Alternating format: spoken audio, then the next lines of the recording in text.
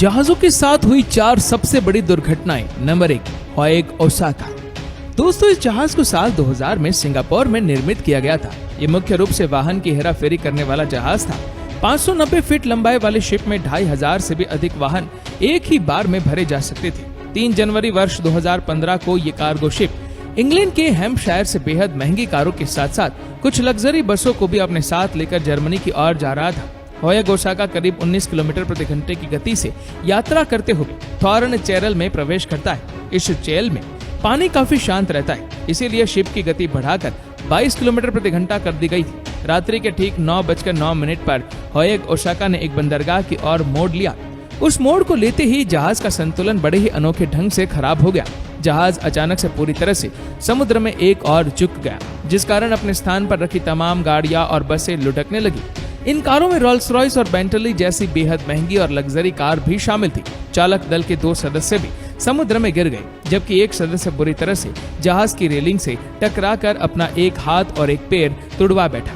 वहीं होएग ओसाका का पंखा, जिसके घूमने से शिप आगे बढ़ता है, वो शिप के तिरछे हो जाने के कारण पानी से बाहर आ गया। खैर, कुछ अन्य ताकतवर समुद्री जहाजों से खींचकर होएग ओसाका को कुछ हद तक सीधा कर दिया गया और इसमें रखी गाड़ियां दूसरे समुद्री जहाजों पर लोड की गई। बाद में जब दुर्घटना के कारणों की जांच हुई तो पता चला कि शिप के चालक दल की कोई गलती नहीं थी, बल्कि गलती शिप को लोड करते समय हुई थी।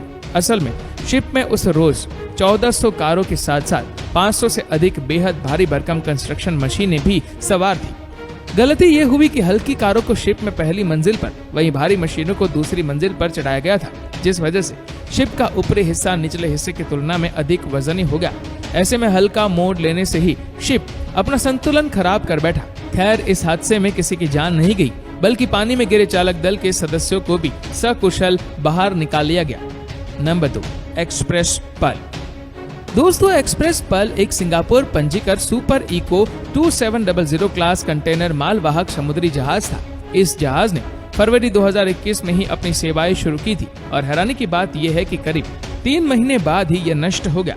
एक्सप्रेस पर्ल करीब 610 फीट की लंबाई रखता था और इसका संचालन एक्सप्रेस फीडर्स नामक बड़े समूह द्वारा किया जाता था।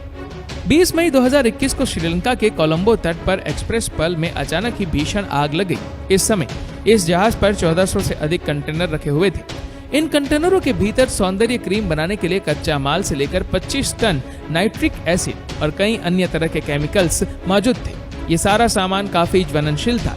माना जाता है कि आग की शुरुआत नाइट्रिक एसिड के कंटेनर के लीक होने से हुई। ये कंटेनर कई दिनों से लीक कर रहा था और जहाज पर मौजूद चालक दल के सदस्य इस लीकेज को रोकने में असफल रहे। जब जहाज श्रीलंका के कोलंबो तट के निकट आया तो कुछ जानकारों को श्रीलंका से कंटेनर लीकेज रोकने के लिए बुलाया गया, परंतु जब तक एक्सपर्ट की टीम जहाज तक पहुंच पाती, उससे पहले ही एक्सप्रेस पर्ल बुरी तरह से आग की लपटों में घिर गया। हालांकि 27 मई 2021 की देर रात तक श्रीलंकाई अग्निशमक कर्मचारियों द्वारा जहाज पर लगी आग पर काबू पा लिया गया और जहाज में फंसे 25 लोगों को भी सुरक्षित बाहर निकाल लिया गया। परंतु तेज हवाओं और ज्वलनशील केमिकलों के चलते बुझ चुकी आग एक बार फिर से भड़क गई और करीब 1 सप्ताह तक लगातार जलने के बाद आखिरकार एक्सप्रेस पर्ल 2 जून को समुद्र की गहराइयों में समा गया। डूबने से पहले इस जहाज में एक के बाद एक कई तेज विस्फोट हुए। इन विस्फोटों से कोलंबो यानी श्रीलंका की पूरी राजधानी गूंज गई। माना जाता है कि उन विस्फोटों के कारण ही जहाज में 1 से अधिक छेद हो गए, जिस वजह से एक्सप्रेस पर्ल का डूब जाना तय था। इस घटना को श्रीलंका इतिहास में सबसे खराब समुद्री आपदा माना गया था। जहरीले केमिकल पानी में घुल गए, जिस वजह से लाखों की संख्या में मछली और अन्य समुद्री जीव तुरंत मारे गए। करीब अगले 6 महीनों तक इस पूरे इलाके में मछुआरों द्वारा मछली पकड़ने का काम थम गया, जिस वजह से आसपास निवास कर रहे लगभग 10,000 मछुआरों के परिवारों को बड़ा आर्थिक नुकसान पहुंचा। Number 3, SS central America. दोस्तों, इस समुद्री जहाजों को सोने का जहाज भी कहा जाता था, क्योंकि ये बड़ी मात्रा में अपने साथ व्यापार हेतु सोना एवं धनराशि लेकर चलता था। 280 फीट बड़ा ये जहाज साइड व्हीलर स्टीमर जहाज था, जो 1850 के दशक के दौरान मध्य अमेरिका और संयुक्त राज्य अमेरिका के पूर्वी तट के बीच संचालित होता था। इस जहाज पर सुरक्षा इंतजाम हमेशा ही कड़े होते थे, क्योंकि इस जहाज को विशेष तौर पर सोना ढोने के लिए इस्तेमाल किया जाता था। किंतु चाहे सुरक्षा इंतजाम कितने ही बेहतर क्यों न हो, कोई भी इंतजाम प्रकृति की असीम शक्ति के सामने नहीं टिक पाते। सितंबर 1857 में एक तीव्र तूफान समुद्र में उठा और एसएस सेंट्रल अमेरिका अपने 578 यात्रियों और 425 चालक दल के साथ साथ 13,600 किलोग्राम सोने को लेकर समुद्र में डूब गया। इतनी अधिक मात्रा में सोने का समुद्र में डूब जाना निश्चित रूप से बहुत बड़ा नुकसान था। इसीलिए एसएस सेंट्रल अमेरिका के साथ डूब चुके इस खजाने को समय समय पर खोजने की कोशिशें अनेकों लोगों द्वारा की गई है। माना जाता है कि इस जहाज के साथ डूब चुके सोने को अब पूरी तरह से बाहर निकाल लिया गया है, परंतु ये पक्का नहीं है कि ये सोना कब और किसने निकाला। वर्ष 1988 में रिसर्च साइंटिस्ट थॉमस ने इस खजाने को ढूंढ निकालने की मुहिम शुरू की।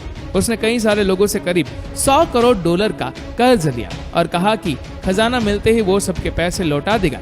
मिले कर्ज से थॉमस ने बेहतरीन अंडर वाटर रोबोट और पनडुब्बी तैयार की और कहा जाता है कि उसी वर्ष थॉमस के हाथ में करीब 400 करोड़ डॉलर का सोना लग गया, जिसे उसने गुपचुप तरीके से बेच डाला। जब कर्जदारों ने अपने पैसे मांगे तो थॉमस ने कह दिया कि वह सोना नहीं ढूंढ पाया, परंतु उसकी धांधली पकड़ी गई और अमेरिकी कोर्ट ने उसे ठगी के लिए सजा भी सुनाई। नंबर 4, गोल्डन रे। दोस्तों, गोल्डन रे दक्षिणी कोरियाई शिप थी जिसे हुंडई कार कंपनी इस्तेमाल में लाती थी। हुंडई के पास किया मोटर्स जैसे अन्य बड़ी कार कंपनी भी है और अपनी इन्हीं दो कार कंपनियों द्वारा निर्मित कारों को हुंडई मोटर्स गोल्डन रे शिप की मदद से यूरोप और अमेरिका भेजती थी। 660 फीट लंबे जहाज पर 7,500 से अधिक कारें एक ही बार में सवार की जा सकती थी। गोल्डन रे ने अगस्त 2019 को 3 बंदरगाहों से कारें लोड करके अपनी अंतिम यात्रा शुरू की। उस रोज इस जहाज पर किया और हुंडई के साथ साथ शेवरलेट एवं मर्सिडीज बेंज जैसी कई कंपनियों की कारें भी मौजूद थी। 8 सितंबर 2019 को जब एक लंबी यात्रा करके गोल्डन रे अमेरिका पहुंचने वाला था तो ब्रंसविक बंदरगाह के निकट इस शिप का स्टीयरिंग सिस्टम खराब हो गया। शिप अचानक से एक और घूम गया और चालक दल लाख कोशिशें करने के बाद भी शिप को संभाल नहीं पा रही थी। कुछ मिनटों बाद गोल्डन रे तिरछा हो गया और इसके भीतर पानी भरने लगा। इस शिप में मौजूद वाटर पंपों को चलाया गया ताकि पानी बाहर निकलता रहे, लेकिन गोल्डन रे फिर वापस सीधा नहीं हो पाया। शिप के एक तरफ पलट जाने के कारण शिप पर मौजूद चालक दल के 4 सदस्य ऑपरेटिंग रूम में ही फंस गए, जिन्हें बचाने के लिए इस शिप के पतवार को काट दिया गया। शिप के भीतर मौजूद सभी कारें एक दूसरे से टकराकर पूरी तरह से डैमेज हो चुकी थी और गोल्डन रे से बहले तेल ने भी आग पकड़ ली, जिस वजह से शिप भी पूरी तरह से नष्ट हो गया।